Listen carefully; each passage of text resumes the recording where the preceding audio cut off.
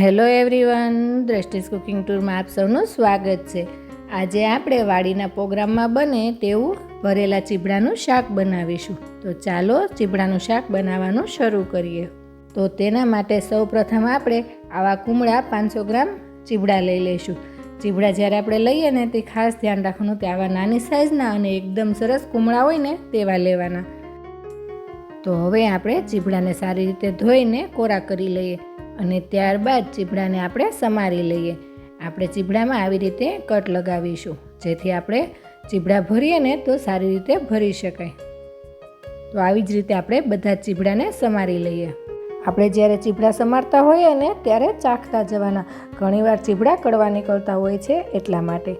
તો હવે આપણે ચીબડામાં ભરવાનો મસાલો તૈયાર કરીએ.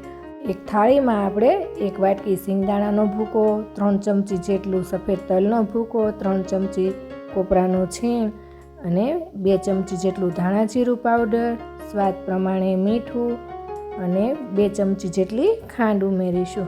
આ શાકનો સ્વાદ ખાટો મીઠો હોય છે એટલે ખાંડનું પ્રમાણ થોડું આગળ પડતું રાખીશું. ત્યારબાદ અડધી ચમચી જેટલો હળદર પાવડર, અડધી ચમચી જેટલો ગરમ મસાલો, 1 ચમચી લસણની પેસ્ટ, 1 ચમચી આદુની પેસ્ટ અને 2 ચમચી જેટલું તીખા લીલા મરચાંની પેસ્ટ ઉમેરીશું. ત્યારબાદ અડધો કપ જેટલું સમારેલું લીલું લસણ ઉમેરીશું અને 1 કપ સમારેલા લીલા ધાણા ઉમેરીશું.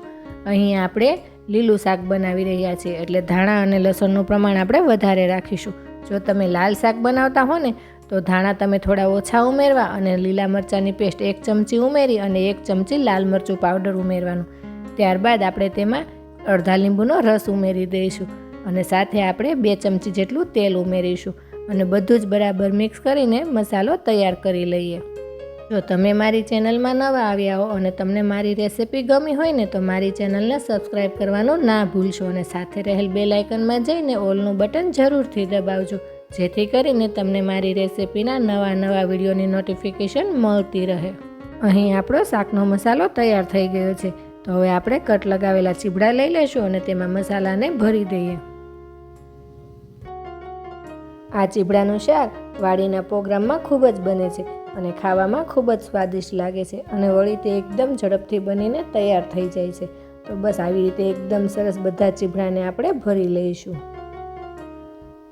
અહીં આપણા બધા ચીબડા ભરાઈને તૈયાર થઈ ગયા છે અને થોડો મસાલો વધ્યો છે. આ મસાલાનો ઉપયોગ આપણે ગ્રેવીમાં કરીશું.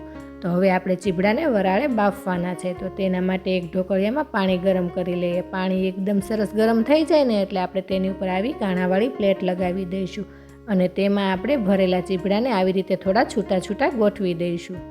હવે ચીબડાને આપણે ઢાંકણ દઈને 10 થી 12 મિનિટ માટે બફાવા દઈએ. 10 થી 12 મિનિટમાં તે વરાળે એકદમ સરસ બફાઈ જશે. તો હવે 10 મિનિટ થઈ ગઈ છે. આપણે ચેક કરી લઈએ. અહીં ટૂથપીકથી જોઈએ તો આપણા ચીબડા એકદમ સરસ બફાઈ ગયા છે. તો હવે આપણે ગેસ ઓફ કરી દઈશું અને ઢોકળિયાને નીચે ઉતારી લઈશું અને ત્યારબાદ શાકનો વઘાર કરવા માટે આપણે એક કડાઈ ગેસ ઉપર ગરમ મૂકીશું. તેમાં આપણે 4 ચમચી જેટલું તેલ ઉમેરીશું. તેલ એકદમ સરસ ગરમ થાય ને એટલે આપણે તેમાં 1 ચમચી આખું જીરું અને 1 ચમચી જેટલા સફેદ તલ ઉમેરી દઈશું. સફેદ તલ અને જીરું એકદમ સરસ તતડી જાય ને એટલે આપણે તેમાં અડધી ચમચી જેટલી હિંગ ઉમેરી દઈશું અને ત્યારબાદ બફાઈ ગયેલા ચીબડાને ઉમેરી દઈએ. હવે બધા જ ચીબડા ઉમેર્યા બાદ આપણે વઘારની સાથે 1 થી 2 મિનિટ માટે ચીબડાને સાંતળી લેવાના છે અને ત્યારબાદ આપણે ગ્રેવી કરવા માટે જે મસાલો બચ્યો હતો ને તે ઉપરથી ઉમેરીશું. 2 મિનિટ માટે તેલમાં સાંતળી લીધા બાદ હવે આપણે મસાલો ઉમેરી દઈએ અને ત્યારબાદ આપણે તેમાં અડધો કપ જેટલું પાણી ઉમેરીશું અને હવે આપણે બરાબર મિક્સ કરી દઈશું અને ત્યારબાદ ઢાંકણ દઈને 2 થી 3 મિનિટ માટે શાકને સિજવા દઈશું. અહીં ગ્રેવી તમે વધારે કરવા માંગતા હો તો થોડું પાણી વધારે ઉમેરી શકાય છે. તો હવે 2 મિનિટ થઈ ગઈ છે. આપણે ઢાંકણ ખોલીને જોઈએ તો શાક એકદમ સરસ ગ્રેવીવાળું તૈયાર થઈ ગયું છે. તો તેમાં આપણે 5 થી 7 કાજુના ટુકડા અને 7 થી 8 લાલ સૂકી દ્રાક્ષ ઉમેરી દઈશું અને બરાબર મિક્સ કરી દઈશું. હવે ગ્રેવીમાંથી એકદમ સરસ આવું તેલ છૂટું પડવા લાગે ને એટલે આપણે ગેસ ઓફ કરી દઈશું અને શાકને આપણે નીચે ઉતારી લઈશું અને એક સર્વિંગ પ્લેટમાં શાકને સર્વ કરીશું. આ શાકને તમે રોટલા, ભાખરી, પરોઠા કે રોટલી સાથે ખાઈ શકો છો.